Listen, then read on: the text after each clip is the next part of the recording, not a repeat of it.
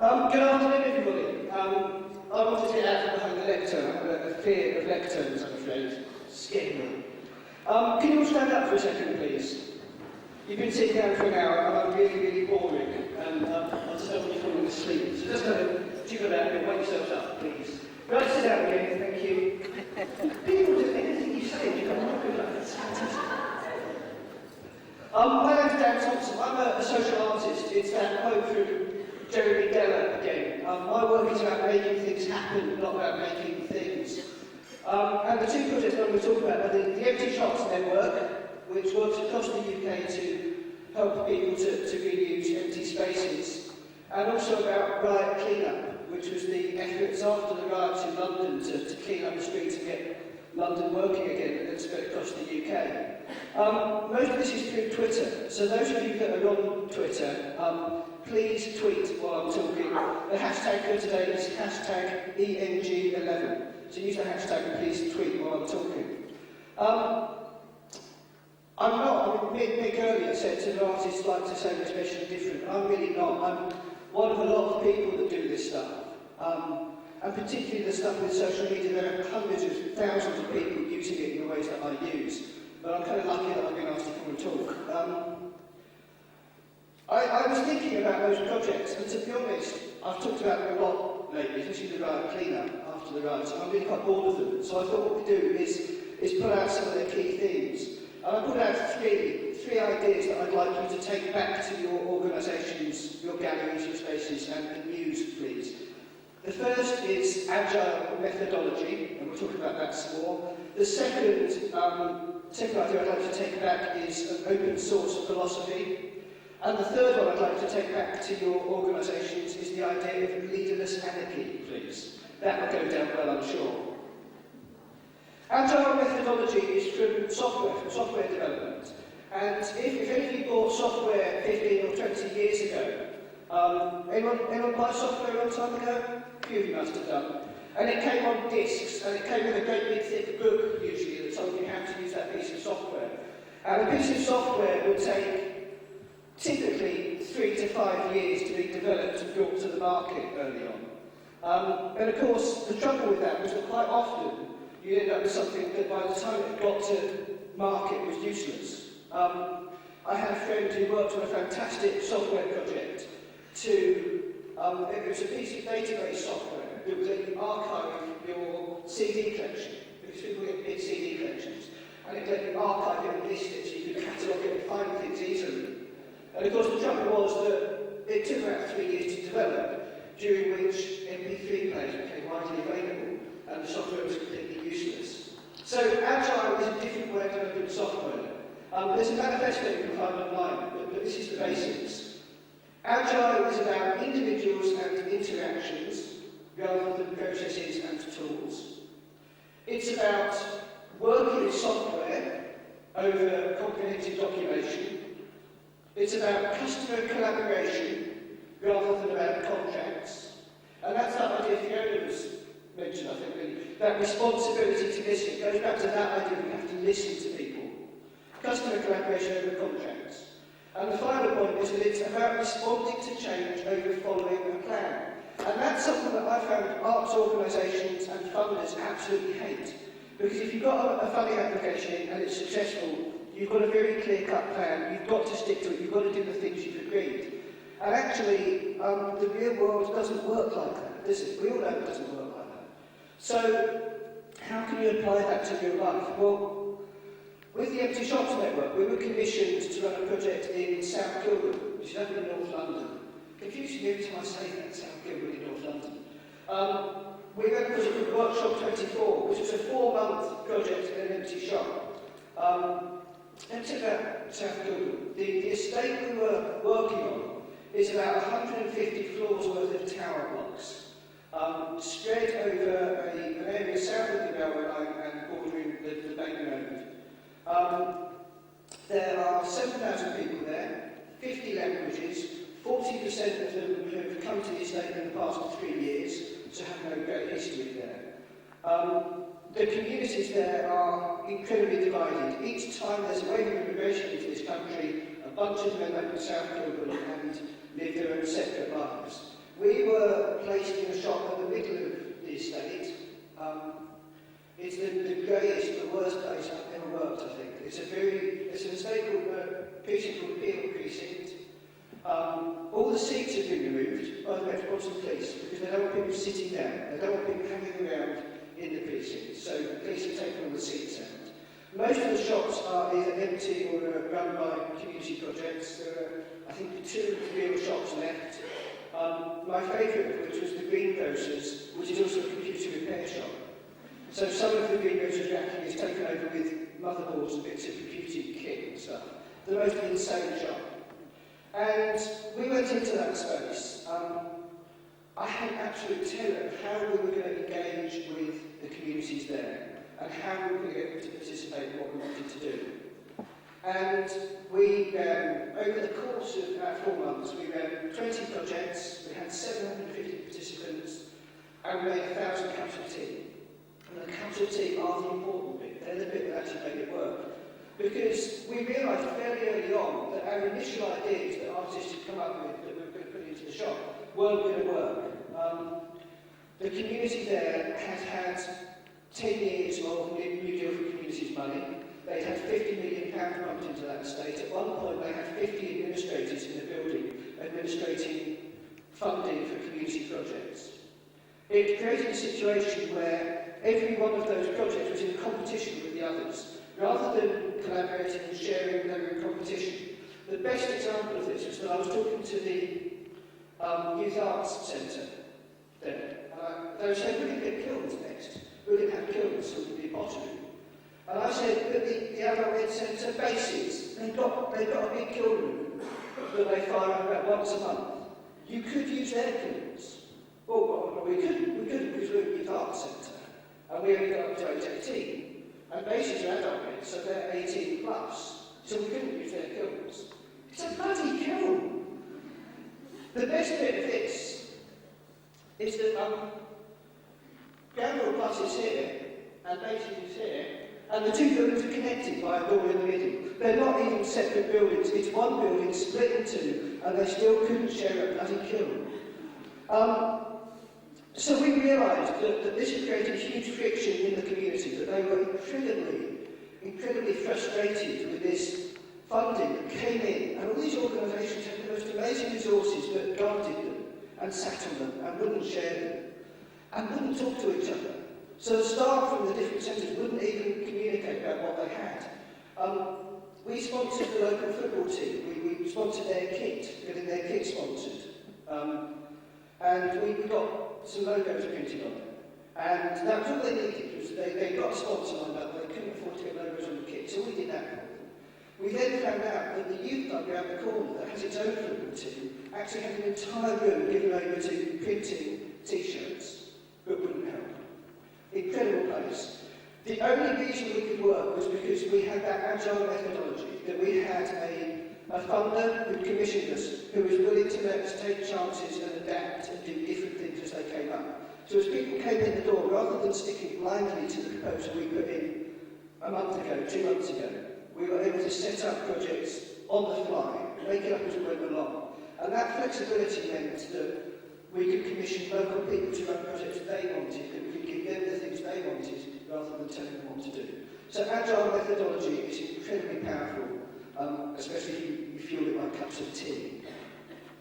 The second point was open source philosophy. Who knows about open source? Any geeky types here know about open source? Yes, a few hands, good. Again, it's a software term. Open source software is software whose source code is published and made available to the public, enabling anyone to copy, modify, and redistribute the source code without paying royalties or fees. The concept of open source and the free sharing of technological information existed long before computers. This is from Wikipedia. For example, this is what I love about Wikipedia. For example, cooking recipes have been shared since the beginning of human culture. The point of open source is that it lets other people take the work you've done and started and build on it and make it better and improve it. And then when you want to do it again, you've got an enhanced version of what you started with. And institutions tend not to like this. They tend to keep it closed. They want the secret recipe themselves. It's a great example that applies to this building, how this works, okay? I used to work in stage lighting, and most of you know the stage lighting box will be up here, somewhere in the back of the auditorium, looking down over the stage. Well, traditionally, the place that the stage lighting board was over here. It was stage left. And the trouble with that, thank you, the trouble with that, though, was that Kelly's theatre managers soon worked out that actually, if the lighting board is here, and the actor's got to walk on stage, he can actually turn the dial himself, put the lights up, and then walk on stage. So lighting technicians decided to make things more complicated, and they started to insist that they have to be in the back so they can see the stage companies do their job. People like to guard what they do. They like to keep it close to themselves and not share it. But open source is completely anti that. Linus Torvalds said, the future is open source and everything. I'm guessing, this is a real judgment on my part, I'm guessing none of you have been to the Burning Man Festival in America. You don't look like a Burning Man Festival audience. It's a festival that happens in a desert. Really anarchic, very exciting festival. But they build buildings, they give you the materials when you turn up, they give you the open source plans to build the structures, and you then build yourself a building and stay in using an open source building design. There are now houses being released, open source houses, you can build a house that you want. Open source, I think, is incredibly powerful, and riot cleanup that happened after the riots in London was open source social activism. I'll tell you the story of riot cleanup because I'm guessing most of you know roughly what happened. I've been at another one of these conferences, actually, but not so well attended, a thing called Advocacy in Bethnal Green that had about 20 people, and I was there for the weekend. So I missed most of the rioting. I missed the Friday night, the Saturday and Sunday. I got back home to Worthing on the Monday night, and was just amazed that London was burning and nobody seemed to be doing anything. The police appeared to be standing back, the fire brigade were getting stuck in, and I watched the furniture store in Croydon burn, Reeves furniture store. And I watched that, and my granddad used to live down in South London, and he lived through the Blitz. And I sat there and thought, this is what we do. We don't sit back and watch. So I went to Twitter to see what's happening on Twitter. I'm coming back to shouting for life, really. And on Twitter, people were saying, oh, I feel hopeless. There's nothing I can do. I mean, even Dave Gorman tweeted, just, I feel helpless, there's nothing we can do. London is out of control, what happens? And I thought, well, there is something we can do. Based on my work with the Empty Shops Network, and knowing that small local shops tend to be the hub of the community, they're where people come together and share experience and talk and swap, and those places are really important. So I said, can you get a room tomorrow morning? To my followers on Twitter, hello, 4,500. Can you get a room tomorrow morning? Can you go down to your local shops and help clean up? And what happened next was about 100,000 people said yes and got involved on Twitter. Thousands turned out across London and did exactly that. It took me staying up for, I was up from Monday night, I didn't go to bed that night. I worked right the way through the day on Tuesday. The first media calls came in at 6 a.m, and I did media from 6 a.m. to 9 p.m, non-stop. By the end of it, when I say non-stop, I mean my phone would stop ringing and the next call would come in. By the end of that day, I had 100 answer phone messages to deal with. The reason that it worked and the reason that it was open source was because I said yes to everybody and told them how to go and do it themselves. So rather than trying to be an organisation that was in charge of riot cleanup, it was telling people, here's the basic source code, here's the kit you need, organise your own one in your own area. So across London, and then over the next days across Manchester and the other cities that were hit, people did it themselves, they organised their own ones. So it was open source, but it was also, it was that leaderless anarchy, that's what it was. Riot cleanup was probably the biggest anarchic action we've seen in this country. And there were no leaders. It was what Clay Shirky, who was on the internet, called organising without organisations. Nobody was actually in charge. I wasn't in charge. I was just the guy in the middle with a whiteboard, writing stuff down as it came in, and with a sort of megaphone, but a very loud one. I could reach 100,000 people really quickly and organised and moving things on. Clay Shirky said that organising without organisations is what happens when people are given the tools to do things together without needing traditional organisational structures. And I'd like to see, for all of the galleries and the traditional art spaces here, I'd like to see you think about how you can do that. How can you help people to organise getting involved in your gallery, to organise education within your gallery, without you necessarily structuring it and organising it? For that to happen, Clay Shirky says, we need a plausible promise, an effective tool, and an acceptable bargain with the users. The promise is why somebody would join the movement, the event. The tool is how you overcome the lack of an organisation, it's how you overcome the organisational problem. The bargain is what to expect and what is expected of the people taking part. So in Riot Clean Up, the promise was to take back control of the streets of London, to clean up, to carry on. The tool was Twitter and mass media and the way they started to think that way. It's really interesting. People said to me that Twitter was the thing that made Riot Clean Up happen, and it really wasn't. What actually happened was a perfect feedback loop between Twitter and mass media. So if you look at the traffic graphs of how the Twitter traffic grew throughout the day, I'd tweet, 100 people would pick it up, and then the media started to pick it up. And it's at the point where the media picks it up that more people get involved on Twitter. The biggest spike in traffic on that day was an hour out of BBC Breakfast at 8:30 in the morning, at which point the graph goes up. And you can see that throughout the day. I do a media interview, and in that area the graph goes up. You can't just use social media, you need the traditional media, you need to amplify the two together. The final part, promise, tool and bargain. The bargain with Riot Clean Up was a really interesting one. There were lots of levels of it, and I'd like to see how you can find those different levels. You could get involved, you could go out with a group, you could clean up, but there were other people who couldn't get there, who stayed at home for the day and phoned the police to tell them where we were going to be and what was happening. We found hardware stores to get them to donate bin bags or brooms or whatever we needed. So lots of people buying at different levels and making the commitment they can make to that act.